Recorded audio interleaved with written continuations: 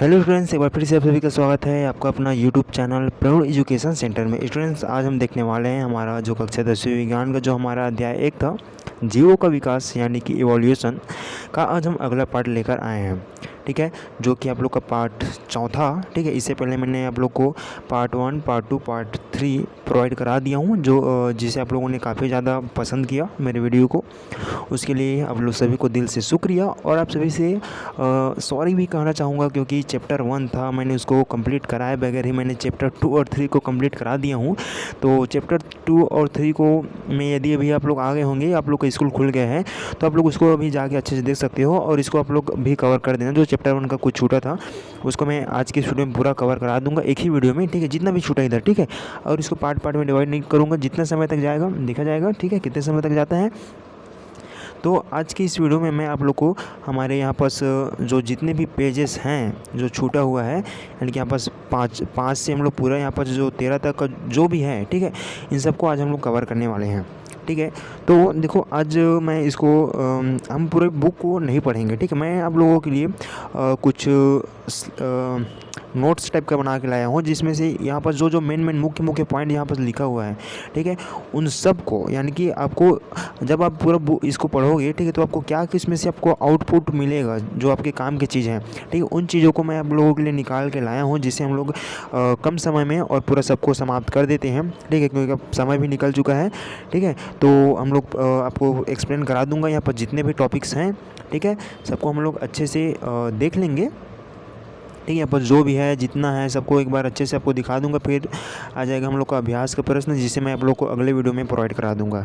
ठीक है जी, तो चलो बिना किसी देरी के हम लोग क्लास को आगे बढ़ाते हैं। तो आज का हमारा टॉपिक है गलापागोस के द्वीप समूह पर डार्विन के कुछ विशेष अवलोकन से आज हम लोग शुरुआत करेंगे।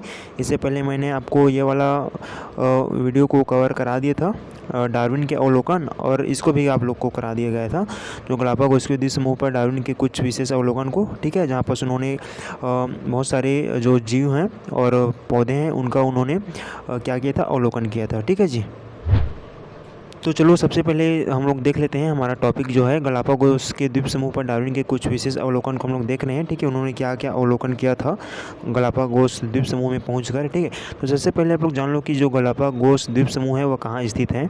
ठीक है, तो जो गलापागोस द्वीप समूह है वह दक्षिण अमेरिका के इक्वाडोर नामक देश के पास क्या है, स्थित है। ठीक है, और यह जो द्वीप है वो कैसे बना था, तो यह जो द्वीप है वो ज्वालामुखी के लावा से बने कई छोटे छोटे या छोटे बड़े टापू का एक समूह है। ठीक है, जब ज्वालामुखी फटा था तो छोटे छोटे टापू का क्या कर लिया था, रूप ले लिया था। ठीक है, जिसमें से पेड़ पौधे पनपे और वहाँ पर जीव जंतु रहना शुरू कर दिए। ठीक है जी, तो वही है कि जो यह द्वीप है वह ज्वालामुखी की लावा से बने थे। ठीक है, और डार्विन अपने जहाज़ का नाम क्या था, बीगल। तो बीगल से यहाँ पहुँचे और उन्होंने यहाँ के वनस्पति और जीवों का गहरा अध्ययन किया था। ठीक है, तो आइए देखते हैं कि किस प्रकार से उन्होंने अध्ययन किया था और किन किन जीवों और पौधों का अध्ययन किया था उसको। ठीक है, तो यहाँ पास हमारा टॉपिक है डार्विन द्वारा देखे गए प्रमुख जीव और पौधे।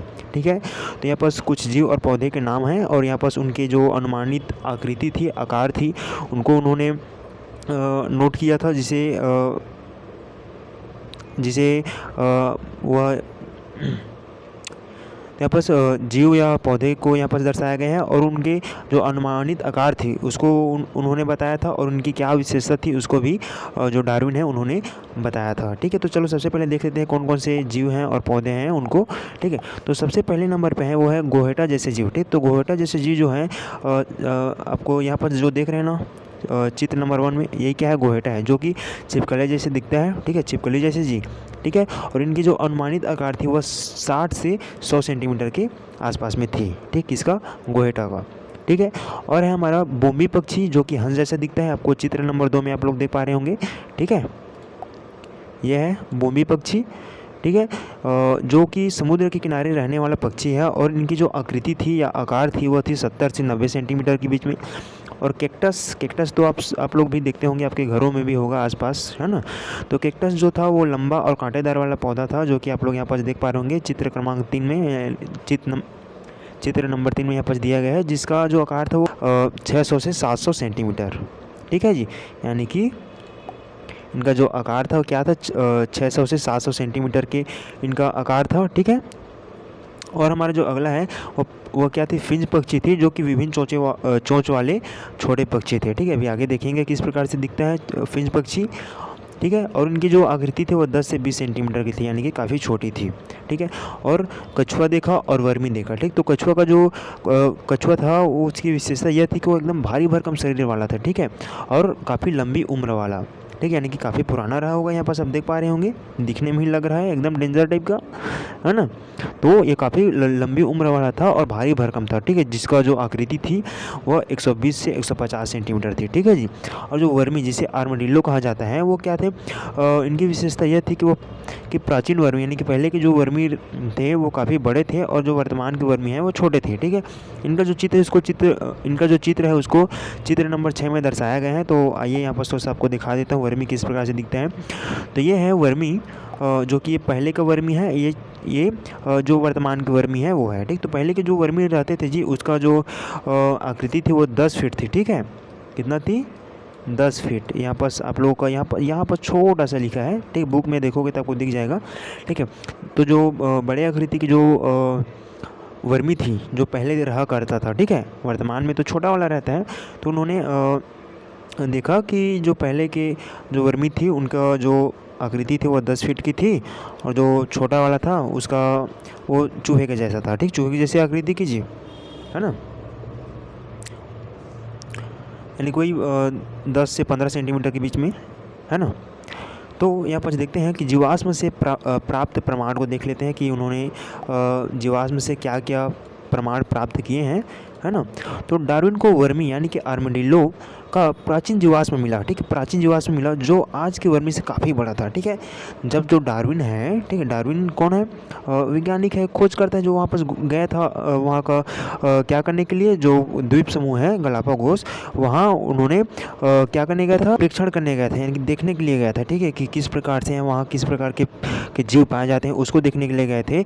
तो उन्हें एक जीवाश्म मिला जी। ठीक है, जो कि जो वर्तमान के जो क्या है वर्मी है, छोटे वर्मी है। ठीक है, तो उन्हीं के जैसा वह क्या करता था, दिखता था, ऐसे उन्होंने अनुमान लगाया उसके जीवाश्म से, जो कि जो आज के वर्मी है, यानी कि जो छोटा दिख रहा है, उससे क्या था, काफ़ी बड़ा था। ये क्या है, पहले के वर्मी है, ये वर्तमान के वर्मी है। ठीक है, तो इससे उन्होंने निष्कर्ष निकाला कि समय के साथ जीवों का आकार और बनावट में बदलाव आता है। ठीक है, यानी कि समय के साथ, यानी कि पहले के वर्मी था बड़ा था, फिर वर्तमान में क्या है, छोटा था। ठीक है, तो इससे वह निष्कर्ष निकाला जी कि समय के साथ जीवों के आकार और बनावट में बदलाव आता है। ठीक है, और डार्विन ने अन्य जीवाश्मों जैसे कि घोंघे, सरीसृप, स्तनधारी आदि से यह समझा कि जीवाश्म पुराने और वर्तमान जीवों के बीच संबंधों को समझने की महत्वपूर्ण कड़ी है।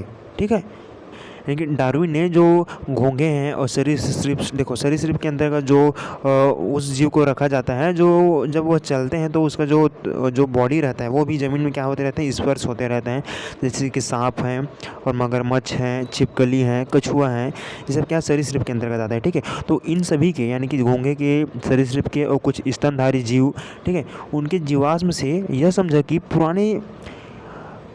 पुराने जीवाश्म और वर्तमान जीव, ठीक है, पुराने जीवाश्म और वर्तमान जीवों के बीच संबंधों को समझने के लिए क्या है, महत्वपूर्ण कड़ी है। ठीक है, तभी तो पता लगा है ना कि पहले की जो वर्मी थी काफ़ी बड़ी थी और वर्तमान की छोटी थी। तो पहले की जो वर्मी जो था बड़ा था, ऐसा उन्हें कैसे पता चला, उनके जीवाश्म से।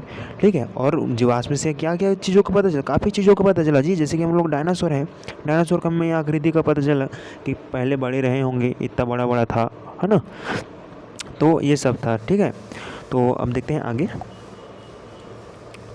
आगे है हम लोग का जो टॉपिक है वह है फिंच पक्षियों का अध्ययन और डार्विन के महत्वपूर्ण खोज। ठीक है, यानी कि जब जो डार्विन है उन्होंने जब गलापागोस द्वीप समूह में गया जी, तो उन्होंने सबसे महत्वपूर्ण खोज जो की थी वो फिंच पक्षियों के अध्ययन के लिए किया था। ठीक है, उनके बारे में उन्होंने अध्ययन किया था। ठीक है, और वह उनके लिए बहुत महत्वपूर्ण खोज रहा।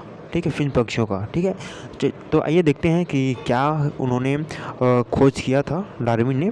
ठीक है, तो डार्विन ने 15 प्रकार के फिंच पक्षियों का अध्ययन किया था। ठीक है, जो हमारे देश की गौरैया जाति से मिलती जुलती हैं। ठीक है, यानी कि यहाँ पर आप देख पा रहे होंगे, यहाँ पर क्या है, फिंच पक्षी आप लोग देख पा रहे होंगे, जो कि हमारे देश के जो गौरैया पक्षी रहती हैं उन्हें एक सामान्य दिखाई देती है।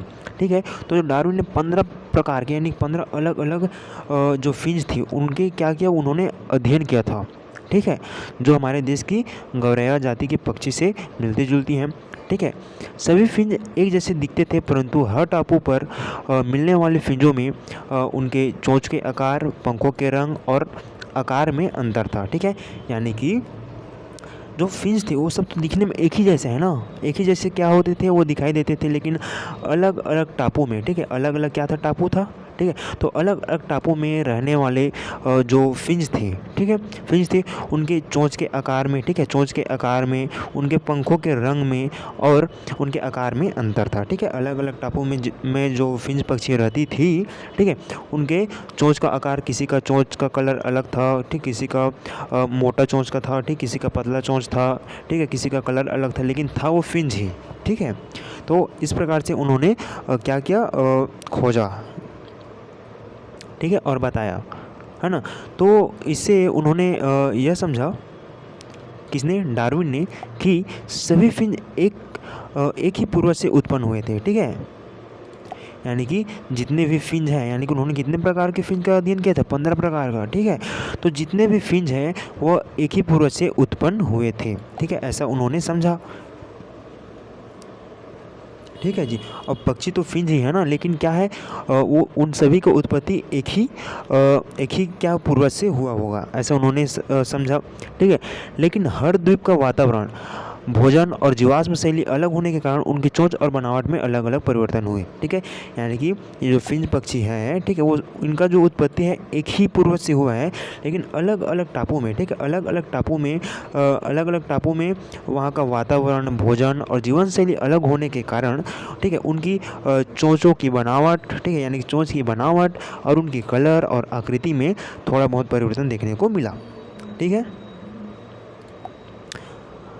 तो यही जो प्रक्रिया है जी, वो क्या कहलाती है, प्राकृतिक चयन कहलाती है। ठीक, यानी कि प्राकृतिक चयन किसे कहते हैं, जब कोई जीव या कोई पक्षी जो है वह, यानी कि यहाँ पर कई बात को लेकर समझा रहा हूँ। ठीक है, यहाँ पर जैसे कि जो पक्षियाँ हैं वो अलग अलग टापू में रहने लगे, तो अलग अलग टापू में अलग अलग खान पान, रहन सहन के हिसाब से उन लोग का जो आकृति थी, ठीक है, उनके कलर था, वो क्या हो गया, बदलाव हो गया, है ना। जैसे कि हम ही लोग को ले लेते हैं जी, जैसे कि हमारे घर से कोई गया कमाने के लिए बाहर, मान उड़ीसा गया, ठीक है, अब वो वहाँ रहेगा 5 साल 10 साल रहेगा जी, ठीक है, तो वो वहाँ के सांचे में नहीं ढल जाएगा, वहाँ का वातावरण के हिसाब से बोलना सीख जाएगा, ठीक है, वहाँ का खान पान सब में क्या हो जाएगा, वो ढल जाएगा।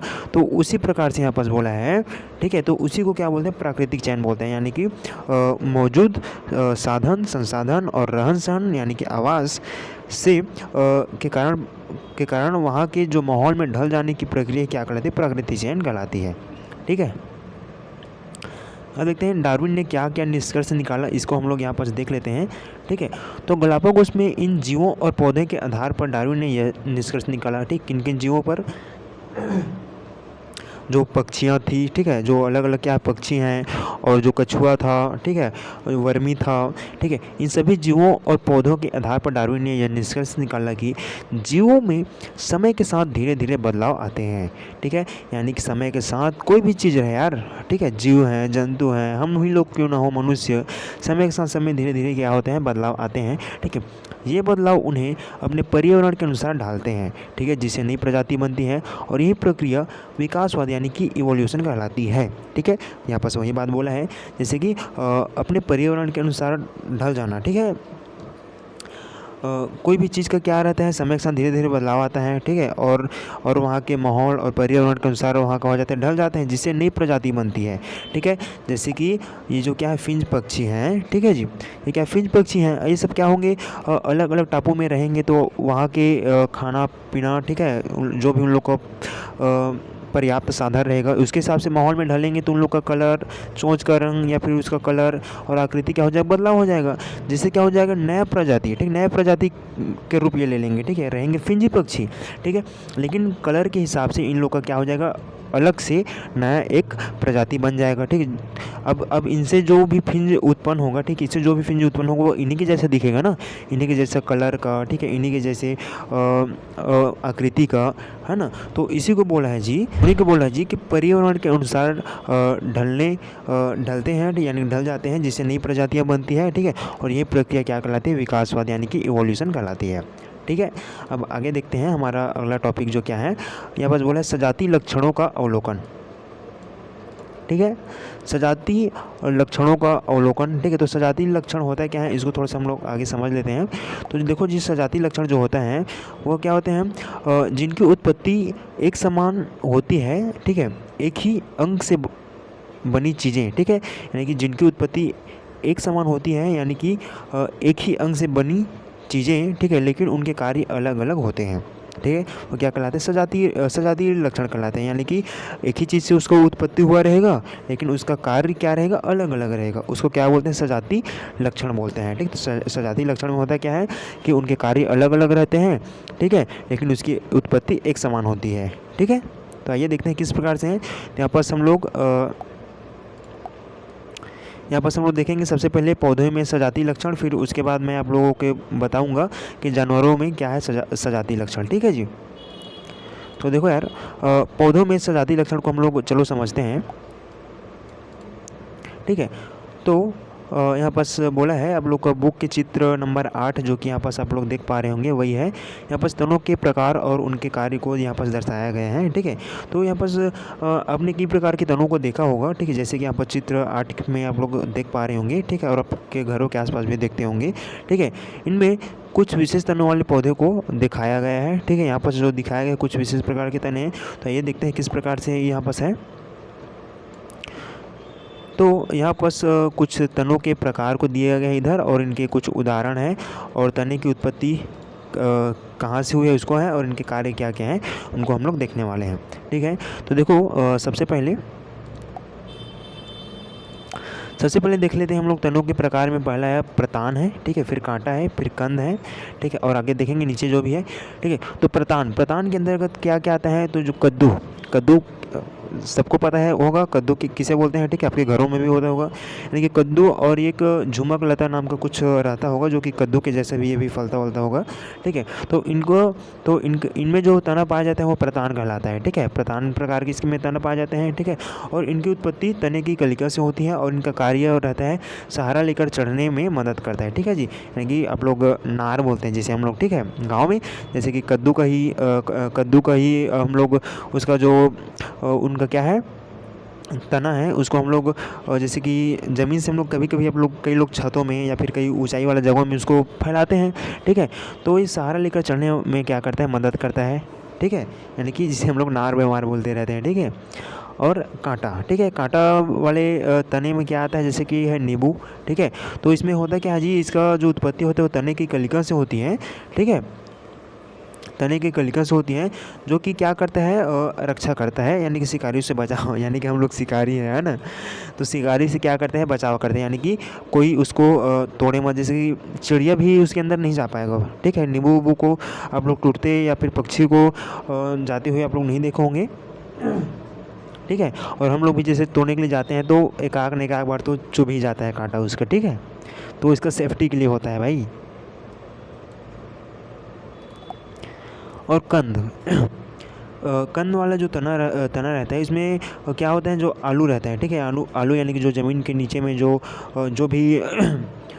भी खाद्य पदार्थ या फिर कुछ भी होता है वो क्या कहलाते हैं, कंद के अंदर कहलाते हैं, जैसे कि गाजर है, आलू है, मूंगफली है, ठीक है, सब कंद टाइप में आ जाते हैं, है ना जी। तो इनका जो उत्पत्ति होता है तनों की कलिका से होती है, और ये जो है भोजन संग्रह करता है और भंडारण करता है, ठीक है। और यहाँ पास हमारा आगे बोला है जी कलिका जो रहता है वो सभी पौधे में पाया जाता है, ठीक है, कलिका जो होता है सभी पौधों में पाए जाते हैं, ठीक है। इसकी उत्पत्ति तने के शीर्ष भाग यानी कि जो ऊपरा भाग रहता है उससे होता है, ठीक है। इससे नई शाखा या फूल बनने में सहायक होती है, ठीक है। इनका कार्य क्या रहता है, नई शाखा या फूल बनने में इसका क्या होता है, सहायक होती है। तो आप लोग को कुछ इस प्रकार से इन लोगों को यानी कि यहाँ पर कुछ तने दिए हैं और उनके उत्पत्ति कार्य और उदाहरण आपको समझ में यहाँ पर आया होगा। तो आइए यहाँ पर समझते हैं इन सभी के आधार पर कुछ निष्कर्ष यहाँ पर निकला है उनको, ठीक है जी। तो सभी पौधे में तना तो एक ही अंग है, ठीक है। सभी में क्या है, तने हैं, ठीक है। तना है सभी में, तने की कलिका से सबका क्या हुआ है, उत्पत्ति हुआ है ना। तो सभी पौधे में तना तो एक ही अंग है, लेकिन उसका काम अलग अलग होता है। जैसे कि कोई भोजन संग्रह करता है, तो कोई रक्षा करता है, तो कोई फैलता है, ठीक है। फैलता कौन है, जैसे कद्दू है वो फैलता है। रक्षा जैसे कि नींबू है, ठीक है। भोजन संग्रह जैसे कि आलू है, ठीक है। ये सब क्या है, भोजन संग्रह में आ जाता है ना। तो इसे ही सजातीय लक्षण कहते हैं, यानी कि जब अंग एक जैसा हो लेकिन काम अलग अलग करे, ठीक है। तो ये क्या था हमारा खाद्य पौधों में क्या था, सजातीय लक्षण था, है ना। अब हम चलो देख लेते हैं जी कि जानवरों में सजातीय लक्षण होता है वो किस प्रकार से होता है, ठीक है। तो देखो यहाँ पर आप लोग देख पा रहे होंगे चित्र में, आप लोगों के बुक के चित्र क्रमांक 6 में आप लोग को 6 कि 8 है जी, सॉरी हाँ 8 है, चित्र क्रमांक आपका 8 है। इसमें आप लोग को देखने को मिलेगा जी, जूम कर देता हूँ थोड़ा। तो इसमें आप लोग को देखने को मिलेगा जैसे कि क्या है, पक्षी का क्या है, पंख है, ये डॉल्फिन का ये क्या है, हाथ है, कुत्ते का पैर है, ये हम मनुष्यों का ये हाथ है, चमगादड़ के पंख है, ठीक है। और सील का क्या है, ये भी उसका क्या है, हाथ ही है समझो, या पैर है जो कि तैरने का काम करता है। और भेड़ क्या है, भेड़ का पैर है। और यहाँ पर छछूंदर का क्या है, उसका ये क्या है, हाथ है, ठीक है। तो देखो इसमें किस प्रकार से सजातीय लक्षण होते हैं, इसको हम लोग अभी आगे देखने वाले हैं। तो देखो जो पक्षी होते हैं जी, उनमें क्या होते हैं, पक्षी जो रहते हैं उड़ने के लिए क्या होते हैं, उनमें पंख होती है, ठीक है। पक्षियों में क्या होता है, उड़ने के लिए पंख होते हैं। और डॉल्फिन में होता क्या है, उनमें तैरने के लिए क्या होते हैं, फ्लिपर होते हैं। यानी कि यहाँ पर सब लोग देख पा रहे होंगे कि जो डॉल्फिन की तरह, हाँ ये क्या है, उसका फ्लिपर है। यानी कि डॉल्फिन में जो निकला रहता है ना, ठीक है, वो क्या रहता है, फ्लिपर रहता है। जो कि जब हम लोग तैरते हैं जी, तो अपने हाथ को ऐसे आगे से पीछे की ओर धकेलते हैं तो हम लोग आगे बढ़ते हैं। तो इससे ये क्या है, डॉल्फिन का फ्लिपर रहता है, ठीक है, जिससे वो क्या होता है, तैरता है, ठीक है। और हमारा तीसरा है कुत्ता, ठीक है। कुत्ता है, ठीक है। तो कुत्ता क्या होता है, और दौड़ने के लिए इसमें क्या होता है, पैर होते हैं। और मनुष्य में क्या होता है, पकड़ने के लिए हाथ होते हैं, चलने के लिए पैर होते हैं, ठीक है। चमगादड़ में उड़ने के लिए क्या होता है, पंख होते हैं, यहाँ पर सब देख पा रहे होंगे। और सील जो है, सील यानी कि इसमें भी क्या होते हैं, तैरने के लिए क्या होते हैं, फ्लिपर होती हैं, ठीक है। बस सील का कहाँ है, सील के आपस नहीं दिखाया, जो कि ये डॉल्फिन के जैसे ही होता है, ठीक है, उसका भी। और घोड़ा दौड़ने के लिए इसका क्या होता है, पैर होते हैं। और छिपकली यानी कि पकड़ने के लिए पंजा रहता है, ठीक है। तो चलो यहाँ पर देख लेते हैं कि सभी जानवरों में सजातीय लक्षण किस प्रकार से हैं। तो आप लोग यहाँ पर देख पा रहे होंगे जी कि सभी में क्या है, एक हिसाब से सभी में हाथी के जैसा है, ठीक है। हाथ है हम लोग का, जैसे हाथ में पकड़ने का काम करते हैं। और जो इसका पैर है क्या करता है, चलने का काम करता है। इसका भी, ये भी हाथी है समझो, इसका जो फ्लिपर है। पक्षी का भी ये हाथ है जिसके सहारे क्या होता है, ये उड़ते हैं, ठीक है। तो चलो इसमें देख लें हैं, यह बस समझने वाली बात है, उसको देख लेते हैं थोड़ा। सभी में एक जैसे हड्डियाँ की बनावट यानी कि ढांचा होती है, लेकिन उनका काम क्या होता है, अलग अलग होता है, ठीक है। लेकिन सभी में जो हड्डियों की बनावट है, सब में क्या है, एक जैसे दिख रहा है ना आपको, है ना। लेकिन उसका काम क्या है, अलग अलग है, ठीक है। किसी कोई तैर रहा है, कोई चल रहा है, कोई किसी पकड़ रहा है ना, कोई उड़ रहा है। तो इस प्रकार से क्या है, इनका काम अलग अलग है, जैसे कि उड़ना, तैरना, दौड़ना या पकड़ना, ठीक है। यह भी सजातीय लक्षण है, ठीक है जी। तो इससे हमारा निष्कर्ष यह निकलता है जी, यानी कि सजातीय लक्षण मतलब हम लोग यहाँ से हम लोग बोल सकते हैं कि यानी कि बनावट क्या होती है, एक जैसी होती है, लेकिन उसका कार्य क्या होते हैं, अलग अलग रहते हैं, ठीक है। जैसे कि हमने यहाँ पर देखा कि यहाँ पर जो भी हमने यहाँ पर देखा कि अलग अलग जो जीवों हैं, ठीक है, उनके सभी अंग हैं, जो बॉडी पार्ट्स हैं, ठीक है, उनका ये सब तो दिखने में एक ही जैसा है, ठीक है, लेकिन इसका काम क्या है, अलग अलग है ना। और पौधों में क्या होता है कि सभी में तना पाए जाते हैं, ठीक है, तने समान होते हैं, ठीक है, समान लक्षण होते हैं। और जानवरों में हाथ और पैर की हड्डियाँ, ठीक है। अब देखते हैं हमारा नेक्स्ट क्या है। अब हम समझ लेते हैं जी कि चयन और विकास किसे बोलते हैं, ठीक है। अब हमारा है हेडिंग मेन, जो कि चयन और विकास यानी कि सिलेक्शन एंड इवोल्यूशन, है ना। तो यहाँ पर बोला है जी कि डार्विन के विचार और शुरुआत, ठीक है, यानी कि डार्विन ने किस प्रकार से यहाँ पर अपनी शुरुआत किया, तो उसको यहाँ पर बताया है, ठीक है। जब बीगल जहाज़ की यात्रा पूरी हुई, ठीक है, जब डार्विन किस में यात्रा किया था, बीगल जहाज़ में किया था, किस में किया था, बीगल जहाज़ में किया था अपनी यात्रा को पूरा, ठीक है। तो उन्होंने जब अपनी यात्रा को पूरी की तो डार्विन कहाँ पहुँचे, इंग्लैंड पहुँचे, ठीक है। इंग्लैंड क्या हुए पहुँचे, जहाँ वो रहते थे, जहाँ से वो थे, ठीक है। वे अपने अनुभव और खोजों को लिखने लगे, ठीक है, यानी उन्होंने जो जो अनुभव किया, ठीक है, उन्होंने क्या किया वो लिखा, ठीक है। लिखा तभी तो हम लोग उसको पढ़ रहे हैं ना कि जो भी जीव था, जंतु थे, पेड़ पौधा था, उसकी आकृति इतना था, ठीक है, उसका जीवाश्म कुछ इस प्रकार से थे, वो क्या किया अपनी किताब में लिखा, ठीक है। और उन्हीं दिनों उनके मन में एक कृत्रिम चयन की अवधारणा मन में चल रही थी, ठीक है। जब वो लिख रहा था, जो भी उन्होंने ऑब्जर्व किया था, ठीक है, उनको तो उनके मन में एक बात आया कि कृत्रिम चयन, यानी कि इसको बोलते हैं आर्टिफिशियल सिलेक्शन, कि उसके मन में क्या चल रही थी, अवधारणा चल रही थी, ठीक है। तो चलो आइए जानते हैं कि जो कृत्रिम चयन है वो होता क्या है, ठीक है, किसे कहते हैं, इसको हम लोग यहाँ पर देख लेते हैं। तो कृत्रिम चयन क्या है, इसको हम लोग थोड़ा सा देखते हैं,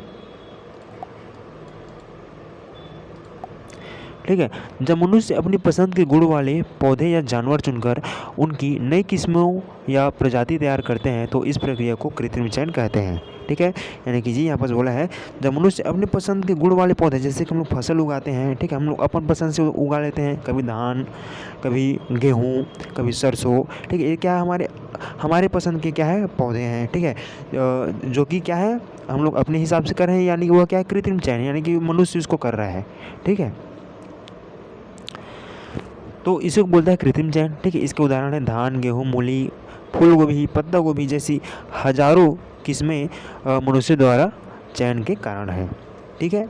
अब यहाँ पर यदि जी आपके क्वेश्चन यदि पूछा जाता है कि प्रश्न कुछ इस प्रकार से यहाँ से बन सकता है ना, ध्यान से सुनिएगा। मनुष्य द्वारा पसंदीदा लक्षणों का चुनाव कर जीव उत्पन्न करने की प्रक्रिया को क्या कहा जाता है, ठीक है। तो इसका आंसर रहेगा आप लोग का कृत्रिम चयन, यानी कि आर्टिफिशियल सिलेक्शन, यानी कि हम लोग अपने मनुष्य यानी कि खुद अपने हिसाब से जब जो भी खेती करते हैं या फिर पौधे उगाते हैं, उन्हीं को बोलते हैं क्या, कृत्रिम चयन, ठीक है। तो फिर उसके डार्विन के मन में एक सवाल उठा, ठीक है। डार्विन ने सोचा यदि मनुष्य अपने पसंद के अनुसार प्रजाति बना सकते हैं तो क्या प्रकृति भी खुद ऐसी चयन कर सकती है, ठीक है। उसके मन में यह सवाल चला, ठीक है। तो देखो, जब प्रकृति अपने हिसाब से क्या करेगी, चयन करेगी, कर सकती है, ऐसे करके बोला है। तो यदि प्रकृति अपने हिसाब से चयन करेगी तो उसको बोलेंगे क्या, प्राकृतिक चयन, ठीक है, यानी कि नेचुरल सिलेक्शन, ठीक है। तो आइए देखते हैं यहाँ पर जो प्राकृतिक चयन यानी कि नेचर सिलेक्शन है वह क्या होता है, ठीक है। तो डार्विन ने यही सुझाव दिया कि प्रकृति भी योग्य जीवों को चुनती है जो उन्हें जीवित रहने का मौका देती है, ठीक है। इस प्रक्रिया को कहा गया है प्राकृतिक चयन, ठीक है। देखो, जिस प्रकार से कृत्रिम चयन में हुआ क्या था, हमने अपने हिसाब से खेती कर रहे थे, अपने हिसाब से फल फूल उगा रहे थे, पौधे लगा रहे थे, ठीक है। तो इसी हिसाब से जो प्रकृति है वो भी अपना क्या करती है, चयन करती है, ठीक है। चयन किस प्रकार से करती है कि चयन किस प्रकार से करती है, जैसे कि अलग अलग पक्षी, फिंच पक्षी के ले लो, ठीक है। जैसे कि अलग अलग टापू में क्या रहते हैं, ये क्या है समझो, अलग अलग क्या टापू है, ठीक है। इसमें क्या रहेंगे, अलग अलग क्या रहेंगे, जीव रहेंगे, ठीक है। तो देखो जी, यहाँ जो जीव पाया जाएगा, ठीक है, जीव तो यहाँ पर बहुत सारे पाए जाएंगे, लेकिन यहाँ वही जीव यहाँ पर सर्वाइव कर पाएगा, रह पाएगा जो वहाँ के रहन सहन, ठीक है, उसमें क्या हो जाएगा, ढल जाएगा, ठीक है। यानी कि इसको हम लोग क्या बोल सकते हैं, प्राकृतिक चयन बोल सकते हैं, यानी कि वहाँ के प्रकृति के हिसाब से जो वहाँ पर रहना सीख जाएगा, ठीक है, तो वह उन्हें क्या होगा, आगे विकास होगा, ठीक है। यानी कि इसमें हम लोग बोल सकते हैं ना कि प्रकृति वहाँ खुद जीवों का क्या कर रहा है, चयन कर रहा है, यानी कि ये जीव यहाँ पर रहेगा, ठीक है। जो यानी कि यहाँ पर प्रकृति समझो यदि बोलता तो क्या बोलता कि यहाँ वही रहेगा, ठीक है, जो मेरे हिसाब से रहेगा, यानी कि प्राकृतिक चयन ना, यानी कि नेचर यहाँ इसको जब बोलता, ठीक है, तो जो नेचर के हिसाब से वो वहाँ ढल जाते हैं, ठीक है, उसी को क्या बोलते हैं, प्राकृतिक चयन बोलते हैं, ठीक है। तो यहाँ पर जो जीवित रहने का मौका देती है, ठीक है, जो जीव प्रकृति भी योग्य जीवों को चुनती है, ठीक है, और उन्हें जीवित रहने का मौका देती है, और इस प्रक्रिया को बोलते हैं प्राकृतिक चयन, ठीक है जी। तो यहाँ पर थोड़ा सा देख लेते हैं कि क्या प्राकृतिक चयन कृत्रिम चयन एक जैसा होता है। तो ऐसा तो होता नहीं बिल्कुल जी, ठीक है। प्राकृतिक चयन को हम लोग मनुष्य द्वारा अपने हिसाब से हम लोग करते हैं, ठीक है, और कृत्रिम चयन को नेचर के थ्रू होता है, प्रकृति के थ्रू, ठीक है। तो इसका आंसर है नहीं, ठीक है। क्या प्रकृति चयन और कृत्रिम चयन एक जैसा है? तो इसका आंसर है नहीं, ठीक है। तो देखो क्या बोला है आगे कि कृत्रिम चयन मनुष्य की योजना और निर्णय पर क्या है, आधारित है, ठीक है। और प्राकृतिक चयन जो है वह एक क्या है, स्वाभाविक प्रक्रिया है, ठीक है। इसमें केवल वही जीव बचते हैं जो पर्यावरण में खुद को ढाल लेते हैं। समझ में आ गया आपको क्या बोलना चाह रहे हैं यहाँ पर? यानी कि जो कृत्रिम चयन है वो मनुष्यों की क्या है, एक योजना और निर्णय पर आधारित होता है, और प्राकृतिक चयन क्या है, एक स्वाभाविक प्रक्रिया है, ठीक है, स्वाभाविक प्रक्रिया है। यानी कि इसमें वही जीव क्या होते हैं, वो खुद को सर्वाइव कर पाते हैं जो वहाँ के पर्यावरण और माहौल के हिसाब से खुद को ढाल लेते हैं, ठीक है। अब यहाँ पर हम लोग देखेंगे जी कि आपके बुक के यहाँ पर चित्र नंबर 9 में कुछ दिया था मूली वाला, ठीक है। उसको हम लोग थोड़ा सा देख लेते हैं कि यहाँ पर क्या बोला है कि मूली की खेती पर बाढ़ का प्रभाव को हम लोग यहाँ पर देखेंगे, ठीक है। तो देखो यहाँ पर मूली के यहाँ पर खेती किया गया है, यानी कि ये खेती करते हैं तो बहुत सारे हम लोग पौधे लगाए रहते हैं, ठीक है। और फिर जी बाढ़ आता है तो होता क्या है कि कुछ पौधे उड़ जाते हैं उखड़ के, है ना। तो यहाँ पर कुछ पौधे बस बचते हैं, ठीक है, जो अच्छा खासा वहाँ पर अपना जो माहौल के हिसाब से अच्छा से रह लेता है, उसका जड़ें अच्छे से मजबूत हो जा रहे थे, पकड़ ले रहते हैं, ठीक है। वही क्या होता है, वहाँ पर सर्वाइव कर पाते हैं। तो इसी को बोला है कि बाढ़ आई और कुछ पौधे बह गए, ठीक है। यहाँ पर बाढ़ आया तो कुछ पौधे क्या हो गए, बह गए, है ना।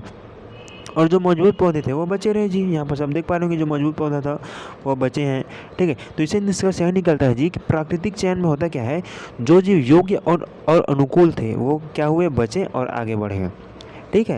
यानी कि इसी प्रकार से यहाँ पर पौधे में लिया है। यदि इसको हम लोग जीवों में देखें, ठीक है, तो जैसे कि जीव जो है अलग अलग जगह में पाए जाते हैं, ठीक है। और वहाँ के जो क्या रहेगा, साधन रहेगा, ठीक है, रहने का, खाने पीने का, या फिर कई प्रकार के आपदा आती हैं, ठीक है, जैसे कि तूफान, आंधी तूफान, यदि उन सब को वहाँ पर वो क्या कर लिया, सर्वाइव कर लिया, तो वही जीव वहाँ पर ढलता है ना, और आगे बढ़ता है। तो इसी प्रकार से यहाँ पर जो मूली की खेती में के थ्रू यहाँ पर समझाने का यहाँ पर प्रयास किया गया है, ठीक है।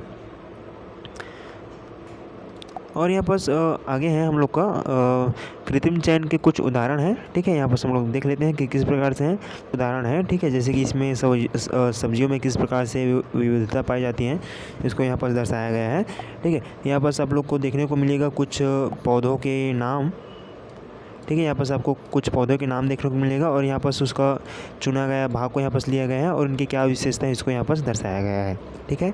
जो कि इस चित्र में जो भी दिया है उसको यहाँ पर लिया गया है, ठीक है। तो यहाँ पर सब लोग देखोगे जी, जो मूली है, ठीक है, मूली में चुना गया जो भाग है क्या है, उसका जड़ है, ठीक है। और उनका विशेषता क्या है कि मोटी और खाने योग्य होती है, ठीक है। और जो नवल गोल ये कुछ होगा पौधा, ठीक है, नवल गोल यहाँ पर सब लोग देख पा रहे होंगे। नवल गोल कुछ इस प्रकार से दिखता है, ये है नवल गोल, ये क्या है, मूली का जड़ है, ठीक है। ये क्या है, ब्रोकली है, और ये क्या है, सरसों है, और ये क्या है, पत्ता गोभी है ना। तो इसी को यहाँ पर लिया गया है। तो यहाँ पर जो मूली है, ठीक है, मूली है, जो कि क्या है, इनकी विशेषता वो क्या होती है, मोटी होती है और थोड़ा सा खाने योग्य होता है, ठीक है। तो उसका भाग क्या रहता है, जड़ रहता है, ठीक है। जड़ को ही हम लोग समझो खाते हैं मूली का। और जो नवल गोल जो होता है, ठीक है, नवल गोल होता है वो गोल और मोटा होता है, ठीक है। जो नवल गोल होता है वो क्या होता है, गोल और मोटा होता है जी, ठीक है। और उसका जो चुना गया भाग रहता है तना होता है, यानी कि उसका जो तना होता है उसको हम लोग उपयोग में लाते हैं, ठीक है। और जो ब्रोकली होता है, ठीक है, ब्रोकली क्या है, जो वो भी क्या है, जो हमारे फूल गोभी होता है ना, उसी जैसे भी दिखता है, ठीक है। फूलने के बाद जी फूलता है, तो क्या फूल है जी, वो जैसे फूल को भी खाते हैं तो फूल को ही खाते हैं, समझो, है ना। तो जो ब्रोकली है वो क्या होता है, एक फूल जैसा होता है, जो कि पुष्प चुना गया भाग क्या है उसका पुष्प, कलिका वह क्या है उसका तना है, ठीक है। और सरसों में क्या होते हैं, पत्तियां व बीज होती हैं, ठीक है। उसमें चुना गया भाग उसका पार्श्व कलिका है, ठीक है। सरसों में तो उसका जो क्या होता है, कलिका होता है जी, ठीक है। उसको हम लोग क्या करते हैं, उपयोग में लाते हैं। पत्ता गोभी क्या है, एक पर्णकलिका है, ठीक है। पत्ता गोभी में क्या होता है, पत्ता होता है उसमें, ठीक है। और इसकी विशेषता यह होती है कि वो गोल और पत्तियां होती है, ठीक है। पत्तियां गोभी में यहाँ पर सब लोग देख पा रहे होंगे। और फूल गोभी में होता है क्या है, वो भी क्या है, एक उसका चुना गया भाग क्या है, पुष्पकलिका है। और इनकी विशेषता यह है कि सफ़ेद फूल के समान क्या है, भाग है। ये क्या हमारा फूल गोभी है, ठीक, जो कि क्या है, इसका चुना गया भाग क्या रहता है जी, पुष्पकलिका रहता है जी, जिसे हम लोग उपयोग में लाते हैं और खाते हैं, है ना। तो यहाँ पर ये सभी पौधे एक ही पूर्वज से आए हैं, लेकिन कृत्रिम चयन से अलग अलग अंगों में बढ़ाया गया, ठीक है। यहाँ बस मतलब कि बोलना चाह रहा है जी कि यहाँ पर जो ये सभी पौधे हैं, ठीक, वो एक ही पूर्वज से आए हैं, लेकिन कृत्रिम चयन यानी कि हम मनुष्यों के द्वारा, ठीक है, इसको अलग अलग अंगों में क्या किया गया, बढ़ाया गया, है ना।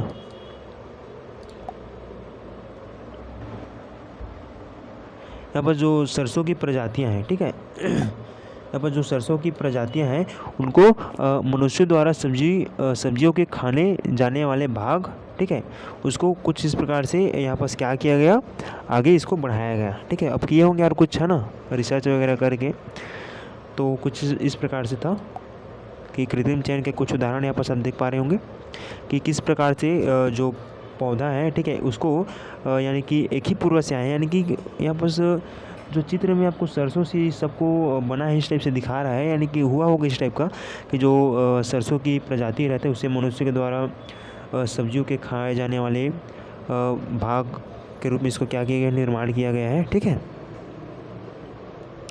तो कुछ इस प्रकार से था जी, है ना। तो इससे यहाँ पर निष्कर्ष यह निकलता है कि कृत्रिम चयन में मनुष्य तय करता है कि कौन से गुण अच्छे हैं, ठीक है। कृत्रिम चयन में मनुष्य तय करता है कि कौन से गुण अच्छे हैं, ठीक है, और प्राकृतिक चयन में प्रकृति तय करती है कि कौन जीव टिकेगा और कौन नष्ट होगा, है ना भाई। और डार्विन के अनुसार इसी चयन की प्रक्रिया से समय के साथ नई प्रजातियाँ बनती है और यही विकास यानी कि एवोल्यूशन कहलाती है, ठीक है।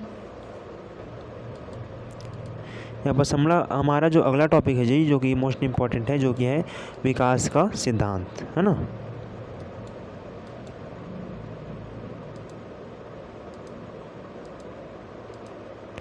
कोई कॉल ना कर दे।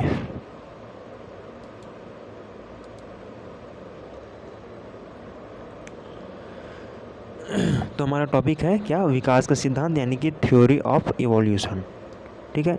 तो चलो देखते हैं कि थ्योरी ऑफ इवोल्यूशन जो है वो बोलता क्या है और इससे क्या निष्कर्ष निकलता है, ठीक है। अब डार्विन और बेसेल क्या है, दोनों वैज्ञानिक है, उनका क्या है यहाँ पर निष्कर्ष है जी कुछ। तो डार्विन और बेसेल ने कई जीवों का गहन अध्ययन किया, ठीक है, कई जीवों का क्या किया, अध्ययन, अवलोकन और प्रमाणों का विश्लेषण किया, ठीक है। इसके बाद उन्होंने यह सिद्ध किया कि जीवों में क्या होती है, विविधता होती है, ठीक है। जैसे क्या सिद्ध किया कि जीवों में विविधता होती है, ठीक है, यानी कि विविधता होती है, यानी कि हर जीव में कुछ न कुछ क्या होती है, भिन्नता होती है, ठीक है। इसी की वजह से वह क्या होते हैं, उनकी जीने की क्षमता क्या होती है, अलग अलग होती है, ठीक है। और कुछ जीव कम समय तक जीते हैं तो कुछ ज़्यादा समय तक जीते हैं, ठीक है। और कुछ जीव कम संतानें देती है तो कुछ ज़्यादा संतानें देती हैं, ठीक है। यह क्या है, जीवों में विविधता को दर्शाया गया है, ठीक है। इसमें तो यहाँ पर जीवों में विविधता के अंतर्गत हमने क्या क्या देखा कि जो हर जीव है, ठीक है, उसमें कुछ न कुछ विभिन्नता होती है, यानी कि भिन्नता होती है, ठीक है। इसी की वजह से, ठीक है, उनमें जीने की क्षमता क्या हो जाती है, अलग अलग हो जाती है। और कुछ जीव कम समय तक जीते हैं और कुछ ज़्यादा समय तक, और कुछ जीव क्या होते हैं, कम संतानें देती हैं तो कुछ ज़्यादा संतानें देती हैं, ठीक है। तो इससे जो है जीने की क्षमता, जिनकी जीने की क्षमता क्या होती है, अधिक होती है, वे वातावरण में अच्छी तरह से ढलते हैं और नई प्रजाति के रूप में आगे बढ़ते हैं, ठीक है। अब यहाँ पर हमारा जो दूसरा पॉइंट है वह है नई प्रजातियाँ एक झटके में नहीं बनती, ठीक है। स्वाभाविक सी बात है जी कि कोई भी जो प्रजाति बनता है वो एक झटके में नहीं हो जाता। हम भी जो मनुष्य हैं वो एक ही झटके में नहीं बन गए हैं, काफ़ी ज़्यादा कई समय बाद क्या हुआ, क्या थे पहले बोलते नहीं, हम लोग, हमारे पूर्वज बंदर थे, ठीक है। तो उससे हम लोग क्या हुआ, धीरे धीरे विकास होते होते क्या हुआ, आदि मानव बने, फिर हम लोग धीरे धीरे क्या हुआ, विकसित होते गए, फिर हम लोग मनुष्य बने, ठीक है। तो इसी प्रकार से यहाँ पर जो भी प्रजातियाँ हैं अलग अलग, ठीक है, पेड़ पौधे जीव जंतु, ठीक है, इनका जो एक झटके में नहीं बनती है, ठीक है, यानी कि प्रजातियाँ अचानक पैदा नहीं होती हैं, बल्कि वे पहले से मौजूद प्रजाति से क्या होते हैं, धीरे धीरे विकसित होते हैं, ठीक है। इस प्रक्रिया को कहते हैं विकास, इवोल्यूशन, ठीक है। यानी कि पहले से मौजूद कोई प्रजातियाँ रहेगा, ठीक है। जैसे कि हम लोग भी क्या बोलते हैं, पहले बंदर थे ऐसे बोलते हैं, ठीक है। तो उनसे क्या हुआ, धीरे धीरे क्या हुआ, विकसित हुआ और हम लोग मनुष्य बने, ठीक है। और इसी प्रक्रिया को विकास कहते हैं, इवोल्यूशन कहते हैं, ठीक है, जो कि हमारा चैप्टर ही है इवोल्यूशन, जिसके अंदर देख रहे हैं भाई किस प्रकार से इसमें क्या हो रहा है, विकास हो रहा है। और यहाँ पर से हम लोग का जो विकास का शाखित पेड़ है जी, यानी कि ब्रांचिंग ट्री ऑफ इवोल्यूशन, ठीक है, इसको डार्विन ने बनाया था, ठीक है। तो डार्विन ने यह भी कहा कि ये कुछ इस प्रकार से है ना। तो डार्विन ने यह कहा कि सभी जीवों की उत्पत्ति एक समान पूर्वजों से हुई है, इस वजह से विकास को एक शाखित पेड़ की तरह दिखाया गया है या दिखाया जा सकता है, ठीक है। यानी कि होता नहीं जी हम लोग का, जैसे कि हम ही लोग का कई क्या रहता है, पीढ़ी रहता है, दादा रहते हैं, परदादा रहते हैं, जिसको हम लोग क्या वो वंश वृक्ष बोलते हैं, है ना। तो हमारे जो पूर्वज रहते हैं उससे हम लोग पूर्वज से यानी कि हमारे दादा परदादा रहेंगे, फिर उससे हमारे दादा परदादा, इस टाइप से क्या हुआ है। तो इसे क्या पता चल रहा है, इसे पता चल रहा है कि हम सभी जीव की उत्पत्ति एक समान पूर्वज से होती है या हुई है, ठीक है। तो इस वजह से जो इवोल्यूशन है, जो विकास है, ठीक है, उसको हम लोग शाखित की पेड़ से हम लोग इसको दर्शा सकते हैं। जैसे कि मान लेते हैं ये यहाँ पर हमारे पूर्वज हैं, इनके क्या हुए, बच्चे हुए, ठीक है, उनके बच्चे के बच्चे हुए, बच्चे के बच्चे हुए, बच्चे के बच्चे हुए, फिर यहाँ पर इस प्रकार से क्या हुआ, विकास हुआ, है ना। इसी प्रकार से ये चीज़ सभी जीवों में क्या होता है, लागू होता है। जैसे कोई पक्षी रहता है, ठीक है, तो एक पक्षी से दूसरे पक्षी का जन्म होता है ना। कुछ जंतु रहते हैं, जैसे कि कोई भी क्या है, जैसे कि चूहा है, बिल्ली है, उनसे क्या होता है जी, एक होता है, उसे अलग अलग होते हैं, तो उससे क्या होता है कि सभी का पूर्वज क्या है, एक समान। तो इसको हम लोग शाखित पेड़ के हिसाब से दर्शा सकते हैं। अभी इसको और आगे देखने वाले हैं, ठीक से, है ना। यहाँ पर जैसे पेड़ में एक मुख्य तना होता है, फिर उनमें क्या होती है, फिर उनमें शाखा निकलती हैं, वैसे ही जीवों की एक मूल प्रजाति से समय के साथ कई शाखाएँ यानी कि नई प्रजातियाँ बनती है, ठीक है।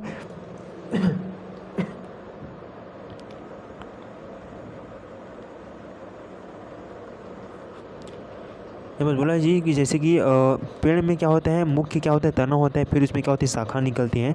उसी प्रकार जीवों में क्या होते हैं, मूल प्रजातियों के समय यानी कि मूल प्रजाति से समय के साथ नई शाखाएं यानी कि नई प्रजाति बनती है, ठीक है। और यहाँ पर हमारा अगला पॉइंट है चौथा, जो कि है जो विविधता है वो है पीढ़ी दर पीढ़ी आगे बढ़ती है ना। पीढ़ी दर पीढ़ी क्या होती है, आगे बढ़ती है, कोई भी चीज़ रहे। तो किसी भी क्षेत्र में जीवों की जनसंख्या में भिन्नता पाई जाती है, ठीक है। इन भिन्नताओं में से कुछ जीव ही ऐसे होते हैं जो संतानों तक पहुंचती है, ठीक है। यानी कि देखो होता क्या है कि यह बस बोले, इसको रिपीट करो, ठीक है। किसी भी क्षेत्र में जीवों की जनसंख्या में क्या होती है, भिन्नता पाई जाती है, ठीक है।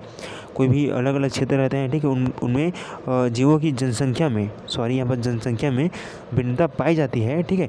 इन भिन्नता में से कुछ ही ऐसे होते हैं जो संतान तक पहुंच पाते हैं, ठीक है। तो होता क्या जी, कई जो हैं वो सर्वाइव नहीं कर पाते आगे तक, ठीक है, और कुछ ही आगे तक क्या होते हैं, पहुंच पाते हैं, जिससे क्या होते हैं, जो संतान तक पहुंचती है, यानी कि एक नया रूप लेता है, ठीक है। जैसे कि मनुष्यों का भी क्या होता है, बच्चा होता है, ठीक है, बच्चे होते हैं, फिर उसका क्या होता है, धीरे धीरे विकास होता है, तब जाके वो क्या होता है, संतान के रूप में पहुंचता है, ठीक है। तो वही विशेषताएं जो संतान में जाती है आगे चलकर नई प्रजाति के रूप में दिखाई देता है, ठीक है। यानी कि जो संतान के रूप में आगे जाता है, यानी कि उसका निर्माण जब अच्छे से हो जाता है, विकास अच्छे से उसका हो जाता है, तो वही क्या होता है, एक नई प्रजाति का रूप में क्या होता है, दिखाई देता है, ठीक है। और यहाँ पर आपकी चित्र 10 में दर्शाया गया था, जो शाखित पेड़ वाला था, उसको यहाँ पर थोड़ा और समझाया गया है ना। यहाँ पर कुछ इस प्रकार से हैं, जो पेड़ था उसको इस प्रकार से दर्शाया गया है, जो कि ये क्या है, समझो इसका क्या पूर्वज है, जो फिंच पक्षी है उसका, है ना। फिर इसका क्या हुआ होगा, बच्चे हुए होंगे, ठीक है, उससे फिर बच्चे से बच्चे, इस टाइप से क्या है। तो इससे क्या पता चल रहा है जी कि इसके पूर्वज क्या है, एक है, ठीक है। यानी कि समान पूर्वज से इन सबका क्या हुआ है, उत्पत्ति हुआ है। हालांकि क्या है, अलग अलग टाइप से दिख रहे हैं, ठीक है, सबका कलर अलग अलग है, लेकिन इनका पूर्वज क्या है, एक है। इसी को शाखित पेड़ के थ्रू समझाने का प्रयास किया गया था। तब में चलो यहाँ पर देख लेते हैं कि चित्र में डार्विन ने दिखाया कि एक ही पूर्वज से कई विभिन्न प्रकार के फिंच पक्षी अलग अलग टापुओं में जाकर विकसित हुई, ठीक है। चोंच का आकार, रंग, भोजन का तरीका, ये सब अलग अलग हो गए, ठीक है। यानी कि सब क्या हो गए, अलग हो गए, लेकिन सभी एक ही पूर्वज से क्या हुए हैं, विकसित हुए हैं, ठीक है जी। यानी कि यहाँ पर आप देख पा रहे होंगे कि इसके पूर्वज एक है, लेकिन जो जितने भी यहाँ पर क्या है, फिंच हैं, ठीक है। यानी कि जो डार्विन 15 प्रकार के फिंच का क्या किया था, उन्होंने अवलोकन किया था। तो यहाँ पर 15 ठो को दिया है क्या, 1 2 3 4 5 6 7 8 9 10 11 12 13 14 15, हाँ, बस 15 प्रकार के यहाँ पर कुछ फिंच को दर्शाया गया है जी, ठीक है। जो कि क्या है, अलग अलग टापू में अलग अलग टापू में रहते हैं, लेकिन उसका खान पीन और माहौल और वातावरण के हिसाब से उसका रंग रूप में क्या हो जाता है, परिवर्तन हो जाता है, लेकिन इसका पूर्वज क्या है, एक है। ठीक है, तो इसी को इसमें बताया गया है। ठीक है, तो चलो आगे देख लेते हैं कि अब हमारा जो प्रजातिकरण यानी कि स्पेसिएशन जो है वो होता क्या है। ठीक है, तो प्रजातिकरण क्या कहलाता है बताऊं, जब एक ही तरह के जीवों का समूह धीरे धीरे बदलते बदलते इतना अलग हो जाता है कि वे अपने आपस में बच्चा पैदा नहीं कर सकते, तो इसे कहते हैं कि नई प्रजाति बन गया। इसे क्या कहते हैं, प्रजातिकरण कहते हैं। ठीक है, यानी कि देखो जी, समझने वाली बात है। यहाँ पास बोला है कि जब एक ही तरह के जीवों का समूह धीरे धीरे बदलते बदलते इतना अलग हो जाता है, ठीक है, कि वे आपस में बच्चे पैदा नहीं कर सकते। ठीक है, तो इन्हीं को बोलते हैं नई प्रजाति का बन जाना, इसी को बोलते हैं प्रजातिकरण। यानी कि देखो इसको समझिएगा, जैसे कि क्या है, पक्षी हैं। ठीक है, ये क्या है, अलग अलग क्या है, पक्षी हैं। ठीक है, अलग अलग ये क्या है, फिंच है। ठीक है, ये सब क्या होते हैं, अलग अलग टापू में रहते हैं, तो जिसके कारण इनके जो क्या है, कलर में क्या हो जाते हैं, कलर में, आकृति में क्या हो जाते हैं, अलग हो जाते हैं। ठीक है, और ये इतने अलग हो जाते हैं जी कि आपस में जो क्या है, जो रिलेशन रहते हैं, ठीक है, जिसके थ्रू नए बच्चे का जन्म होता है, तो ऐसा वो नहीं बना पाते हैं। ठीक है, एक दूसरे के साथ, तो इससे क्या हो जाता है, एक नई प्रजाति का यहाँ पर उत्पन्न हो जाता है। ठीक है, यानी कि जो इससे होता क्या है कि जिस प्रकार से ये दिख रहे हैं, जिसका कलर अलग अलग दिख रहे हैं, ठीक है, अब ये क्या हो जाएंगे, अलग अलग हो जाएंगे, यानी कि ये अलग प्रजाति का रूप ले लेंगे। ठीक है, अलग दिखने लगेंगे, तो होगा क्या कि आपस में संबंध नहीं बनाएंगे, जिससे क्या होगा, संबंध नहीं बनाते हैं, जिससे क्या हो जाता है, अलग अलग प्रजाति के ये रूप धारण कर लेती है। ठीक है, जिससे जो कलर का है, ठीक है, जिस कलर का ये है उसी कलर का क्या हो लेता है, ये रूप धारण कर लेता है, यानी कि नई प्रजाति का निर्माण हो जाता है। ठीक है, इसी को यहाँ पर बोला है, और इसी को क्या बोलते हैं, प्रजातिकरण बोलते हैं। ठीक है, ठीक है, वे अब आपस में बच्चे पैदा नहीं कर सकते, तो क्या होता है, इससे नई प्रजाति बन जाती है, यानी कि उसका एक अलग प्रजाति बन जाता है, जिस कलर में वह होता है, जैसा उसका आकृति रहता है उस हिसाब से। ठीक है, जैसे कि आप लोग कौवा देखते होंगे, चील पक्षी जो भी सब देखते होंगे, ठीक है जी, वो भी सब इसी प्रोसेस के हिसाब से उन लोगों को अलग अलग आप लोगों को देखने को मिलता है। ठीक है, कि कौवा है, चील है, और जो भी हमारे अलग अलग पक्षी हैं, इन सब विकास के कारण ही क्या हुआ, और अलग अलग जगह के हिसाब से, रहन सहन के हिसाब से उनके अलग अलग क्या हो गए, आकृति में बदल गए, अलग अलग रंग रूप का धारण कर लिए। ठीक है, और वे अपना एक अलग प्रजाति का निर्माण कर लिए। ठीक है, तो इसी को बोलते हैं प्रजातिकरण। ठीक है, अब हम थोड़ा सा यहाँ पर समझ लेते हैं कि यहाँ पर अनुकूल क्या है। ठीक है, तो अनुकूल किसे कहते हैं, यानी कि जब कोई जीव अपने पर्यावरण के हिसाब से अपने आप को ढाल लेता है, यानी कि उसमें बदलाव आ जाता है, जिससे वह अच्छे से जिंदा रह सके, तो इसे क्या कहते हैं, अनुकूल कहते हैं। ठीक है, यानी कि जहाँ वो जो जीव रहता है, ठीक है, वहाँ के हिसाब से वो क्या हो जाता है, ढल जाता है। ठीक है, और उसमें जो भी बदलाव आ जाते हैं, ठीक है, तो इसी को क्या बोलते हैं, और वो अच्छे से जिंदा रह सके, यानी कि अच्छे से सर्वाइव कर सके, उसी को क्या बोलते हैं, अनुकूल कहते हैं। ठीक है, यहाँ पर अनुकूल और प्रजातिकरण का क्या रिश्ता है, इसको हम लोग थोड़ा सा देख लेते हैं, ये रिश्ता क्या कहलाता है इसको, है ना। यहाँ पर बोला है जब कोई जीव अपने नए वातावरण के अनुसार बदलता है, ठीक है, यानी कि जब कोई जीव अपने नए वातावरण के अनुसार बदलता है, वो क्या कहलाता है, बदलता है, यानी कि अनुकूल करता है, और ये बदलाव पीढ़ी दर पीढ़ी चलते रहता है। तो एक समय ऐसा आता है जी कि वो पहले वाले जीव से क्या हो जाते हैं, बहुत अलग हो जाते हैं। ठीक, जैसे कि हमने क्या देखा, फिंच पक्षी को देखा, सब क्या है, अलग अलग हैं। अब वो इतने अलग हो गए हैं, ठीक है, अब वे क्या हो गए हैं, इतने अलग हो गए हैं कि अब वो क्या हो, अब वह इतने अलग हो गए हैं कि वह एक वह अपनी एक नई प्रजाति का निर्माण कर लिए हैं। ठीक है, उसी को यानी कि अनुकूल करते करते क्या हो गया, प्रजातिकरण होता है। ठीक है, अनुकूल यानी कि वातावरण में रहते रहते वो प्रजातिकरण यानी कि अपने नए प्रजाति का रूप धारण कर लेती है। तो इसी को बोला है, यानी कि अनुकूल करते करते ही प्रजातिकरण हो जाता है। ठीक है जी, तो इस प्रकार से हमारा जो चैप्टर 1 था उसका हमने पूरा सारा जो टॉपिक छूटा था उसको मैंने आपको कवर करा दिया। एक बार बुक में देख लेते हैं। ठीक है, तो बुक में मैं आपको विविधता, तथ्य और प्रमाण को बताया। इसमें आप लोग को देखे होंगे कि जो वर्मी है, जिसको आर्मेनिलो बोलते हैं, वो पहले इसका आकृति कितना था, 10 फीट का था। फिर जो वर्तमान जब जो डार्विन है जब वहाँ पहुँचे तो उसका जो आकृति था वो छोटा था और ये बड़े थे, ठीक है। पहले के जो वर्मी थे बड़े थे। इसका पता किससे लगाएं, उसके जीवाश्म से लगाएं, ठीक है जी। और तो इसको मैंने आपको कवर कराया, ठीक है। और यहाँ पर जो पक्षी हैं हमारे जो फिंच पक्षी हैं, इसको हमने देखा, ठीक है।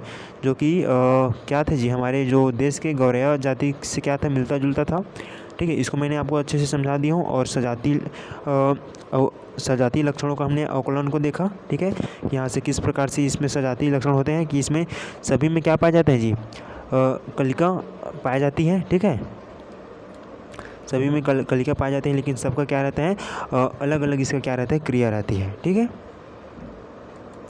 और हमने यहाँ पर देखा कि जो है जो जितने भी प्रकार के यहाँ पर पक्षी हैं, ठीक है, पक्षी और डॉल्फिन, कुत्ता, मनुष्य और चमगादड़, सील, भेड़, इन सारी चीज़ों का क्या है, समान लक्षण है ना। सब हाथ है, पैर हैं, सभी का क्या है, एक एक्टिविटी जी, कार्य है, ठीक है, कार्य है, लेकिन सब समान रूप से इसका है, ठीक है। हम लोगों में जैसे मनुष्य में हाथ रहते हैं, उसी प्रकार से जो चमगादड़ है वो का जो पंख रहता है वो भी उन लोगों के लिए क्या है, हाथ के समान रहते हैं, ठीक है।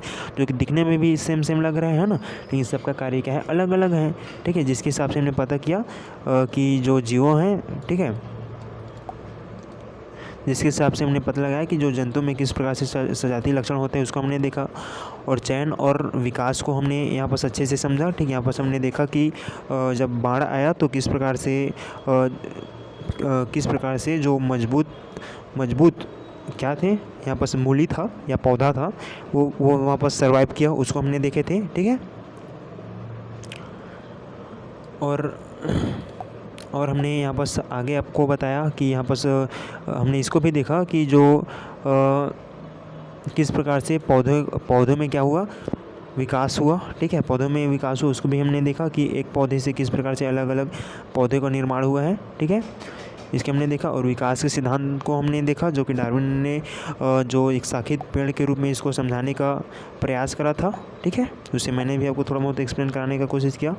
तो जो इसको भी हमने समझे कि यहाँ पर मैंने आपको बताया कि जो फिंच है, ठीक है, फिंच है उसका कुल 15 प्रकार के जो फिंच थे, उसको अलग अलग 15 टाइप के जो फिंच पक्षी थे उसको डार्विन ने अवलोकन किया था, ठीक है। और उसने शाखित पेड़ के हिसाब से उन्होंने बताया था कि इन सबका उत्पत्ति जो है एक समान पूर्वज से हुआ है, और लेकिन ये सभी अलग अलग टापू में पाए जाते हैं, जिसके कारण उसके रहन सहन, खाने पीने की व्यवस्था के अनुसार ये सब क्या है, अलग अलग वेशभूषा या फिर रंग रूप में क्या हो गए, ढल गए, ठीक है। जिससे क्या हुआ, एक नए प्रजाति का जन्म हुआ, ठीक, जिसे प्रजातिकरण कहते हैं, ठीक है। और अनुकूल किसे बोलते हैं, यानी कि यहाँ पर से मैंने आपको प्रजातिकरण को बताया क्या होता है, और अनुकूल क्या होता है, यानी कि जिस अनुकूल के अंतर्गत मैंने पढ़ाया कि जो जीव जो वातावरण में ढल जाते हैं, ठीक है, उसी को क्या बोलते हैं, अनुकूल बोलते हैं, ठीक है। तो अनुकूल और प्रजातिकरण में क्या संबंध निकला कि जो जीव कोई जगह पर अनुकूल हो जाते हैं, यानी कि ढल जाते हैं, ठीक है। जैसे अलग अलग जगह रहेगा जी, ठीक है, अलग अलग क्या है, टापू है, ठीक है, या फिर हमारे अलग अलग कोई भी जगह रहते हैं, ठीक है। तो उसके हिसाब से जब वो रहना सीख जाते हैं, ठीक है, तो सबका अलग अलग खान पान अलग रहेगा, अलग अलग यहाँ पर साधन रहेगा। तो इसके हिसाब से उसके कलर में, चोंच में, जो भी उसकी आकृति, उसमें क्या हो जाएगा, बदलाव आ जाएगा।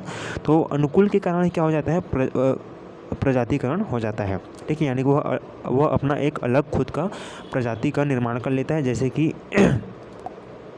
जैसे कि हमने यहाँ पर देखा कि यहाँ पर तो है तो सबका सब ही फिंच पक्षी है, लेकिन वह अलग अलग जगह पर रहने के हिसाब से, अलग अलग खान पीन के हिसाब से वह एक अलग अलग और नए प्रजाति का रूप धारण कर लिया है, ठीक है। तो इसी प्रकार से जी हम लोग का जो कौवा है, चील है, जो भी हम लोग पक्षी देखते हैं, उनका भी सब विकास इसी प्रकार से हुआ होगा, है ना। तो कुछ इस प्रकार से मैंने आप लोगों का चैप्टर को कवर करा दिया, जो कि हमारे 1 घंटे के आसपास में कवर हो गया है। यदि मैं इसको एक ठोक यदि आप लोग को पढ़ाता रहता जी, है ना, तो काफ़ी समय जाता, और समय है नहीं। मैंने आप लोग का स्कूल भी ओपन हो गया है, तो हम लोगों का चैप्टर 3 तक तो अब कंप्लीट हो जाएगा। जो 1 का कुछ छूटा था उसको मैंने यहाँ से पढ़ा दिया, ठीक है जी।